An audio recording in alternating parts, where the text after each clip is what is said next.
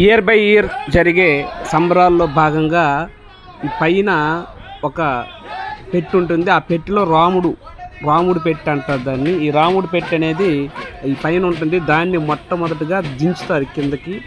ఈ రాముడి పెట్టెని ఇలా దించిన తర్వాత అంటే ప్రతి 2 సంవత్సరాలకు ఒకసారి ఈ సంబరాలు అనేవి జరుగుతాయి. మరి ఈ పెట్టెని అనేది కిందకి దించిన తర్వాత బయటికి తీసుకెళ్ళడం జరుగుతుంది. మరి ఈ విధంగా బయటికి వెళ్ళిన తర్వాత బయట అన్ని ఏర్పాట్లు ఉంటాయి. ఈ పెట్టెలో ఉన్నటువంటి సామాన్లు ఏవైతే ఉన్నాయో, రాముడికి సంబంధించిన వస్తువులు ఏవైతే ఉన్నాయో అవన్నీ కూడా బయటికి తీసి ఇలా శుద్ధి చేయడం జరుగుతుంది. అంటే పాత పెట్టె ఉంటుంది కదా, పాత పెట్టెలో ఉండేవన్నీ కూడా బయటికి తీసి వాటిని కడిగి కొత్త పెట్టెలోకి మార్చడం జరుగుతుంది. అయితే ఈ పెట్టెలో ఏమున్నాయి అనేవి నేను మీకు చెప్తాను. కోలా అని అంటారు. ఒకటి కోలా ఉంటుంది.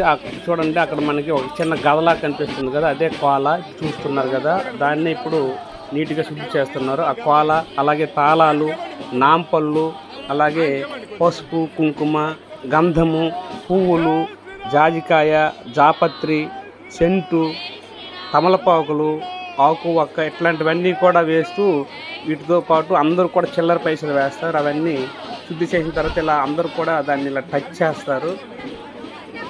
ఆ కోలాని టచ్ చేయడం చాలా పుణ్యంగా అందరూ భావిస్తారు. మిగతా వస్తువులన్నీ కూడా ఈ విధంగా శుభ్రపరిచి అలాగే కొత్త బాక్స్లోకి అంటే కొత్త పెట్టెలోకి అన్నీ మార్చడం జరుగుతుంది.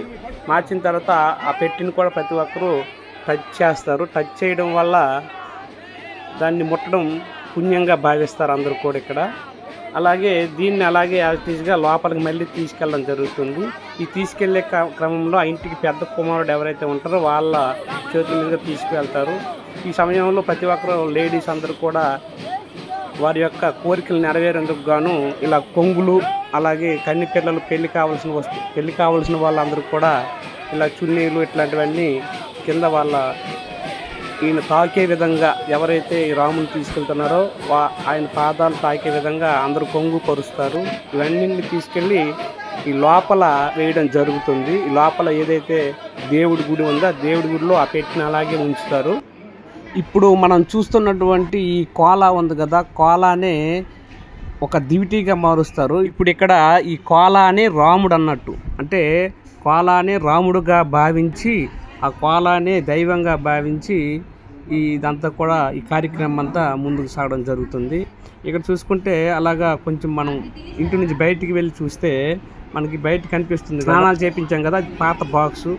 అది తర్వాత ఇక్కడికి వచ్చేసరికి ఊరు మొత్తం కూడా అంటే ఆ ఊరిలో ఉన్నటువంటి ప్రతి ఒక్కరికి కూడా ఇక్కడ పిలిచి భోజనాలు ఏర్పాటు చేయడం జరుగుతుంది.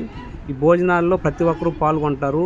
దీన్ని భోజనాలు అనే దానికంటే ప్రసాదం, రాముని యొక్క ప్రసాదంగా భావించి ప్రతి ఒక్కరు కూడా ఇక్కడ భోజనాలు చేయడం జరుగుతుంది, ప్రసాదాన్ని స్వీకరించడం జరుగుతుంది.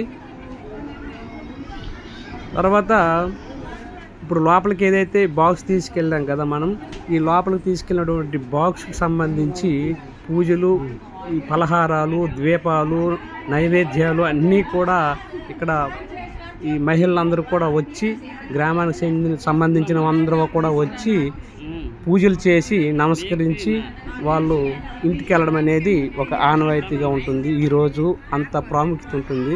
ఇదంతా కూడా గంధం అమావాస్య, గంధం అమావాస్యనే గంధం అమావాస అంటారు శ్రీకాకుళంలో. మరి ఆ రోజునే ఈ కార్యక్రమాలన్నీ కూడా జరుగుతాయి. ఇప్పుడు ఈ పాలు అనేది పూర్తిగా తయారైంది, దివిటీగా మారడం జరిగింది. తర్వాత దీన్ని పట్టుకొని మనం ఇప్పుడు తప్పిడి గుళ్ళు వాయిద్యాలకు అనుగుణంగా నృత్యం చేయవలసి ఉంటుంది. అది ఏ విధంగా ఉంటుందో మనం చూద్దాం.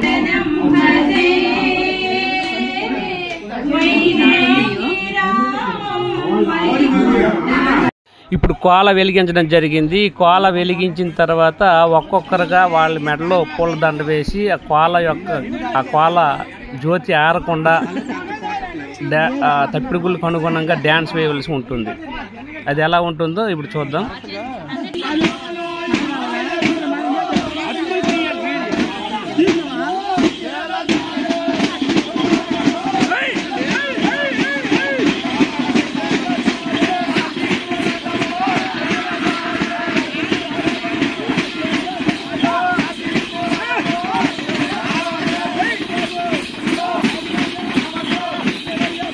మొదటగా ఇలా దేవుడి ముందు నృత్యం చేసిన తర్వాత మనం బయటికి వెళ్ళవలసి ఉంటుంది. అయితే దేవుడి ముందు ఇలా నృత్యం చేసేటప్పుడు ఈ ఎవరైతే తప్పిడుగులు వాయిస్తారో వాళ్ళందరూ కూడా నృత్యం చేసే వాళ్ళని రెచ్చగొట్టే విధంగా పాటలు పాడడం జరుగుతూ ఉంటుంది.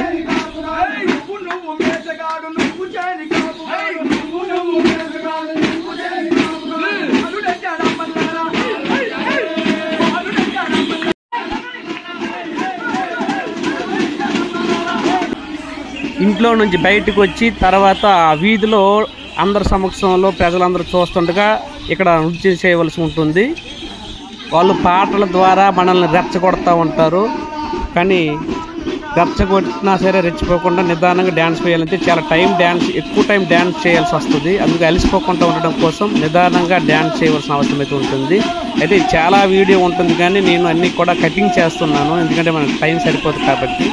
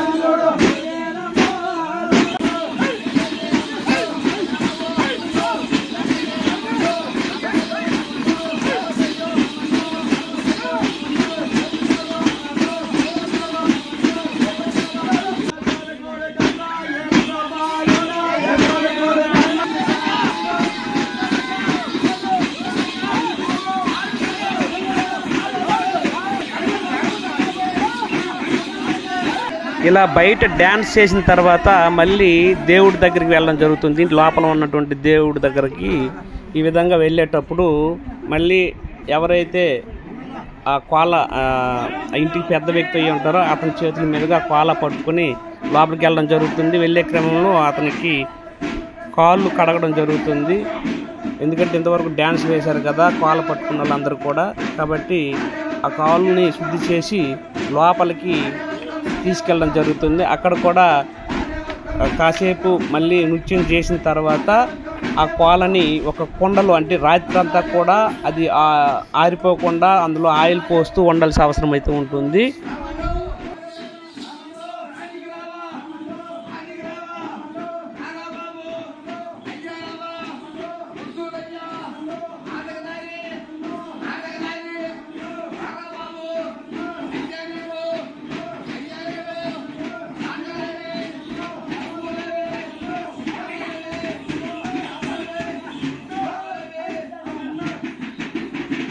పైన కనిపిస్తున్న బాక్స్ లోనే దేవుడిని ఉంచడం జరుగుతుంది.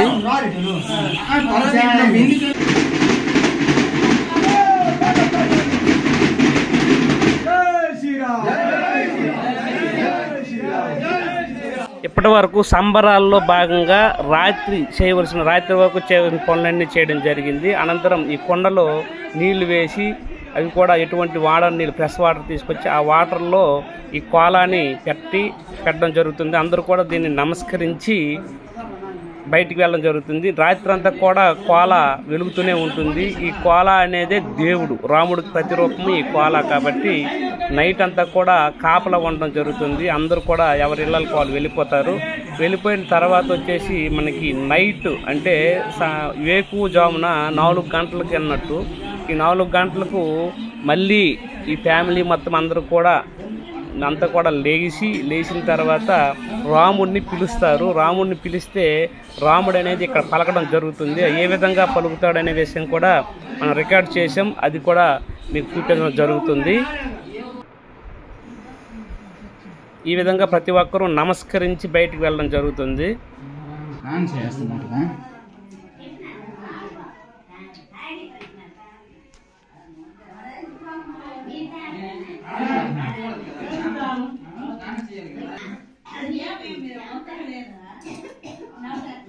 ఇప్పుడు నిశ్చితంగా పరిశీలించండి. రాముడు ఏ విధంగా పలుకుతాడు పిలుస్తున్నప్పుడు ఒకసారి నిశ్చితంగా పరిశీలించండి. మరొకసారి వినండి, చిన్న సౌండ్ వస్తుంది చూడండి, అదే రాముడి యొక్క పలుకు.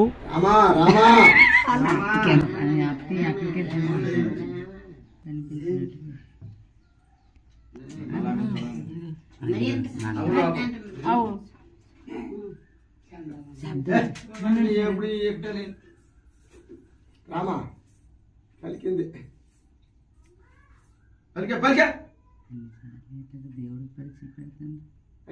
పలికితాను రే ఇప్పుడు మళ్ళీ పలికింది మళ్ళీ వెళ్ళారు. అయ్యో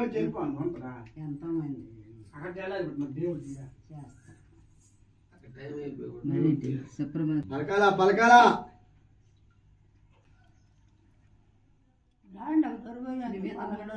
దరువేత్తి ఇప్పుడు పలికింది మళ్ళీ దరువేత్తి ఆడికేనా మాట్లేదు. ఎక్కడే నేను దూరం అమ్మ చేతమ్మని పిలుస్తుందా దరువేత్తి మళ్ళీ వెళ్ళిపోతాడు. 5 దఫాలు పలికింది, గట్టిగా పలికింది.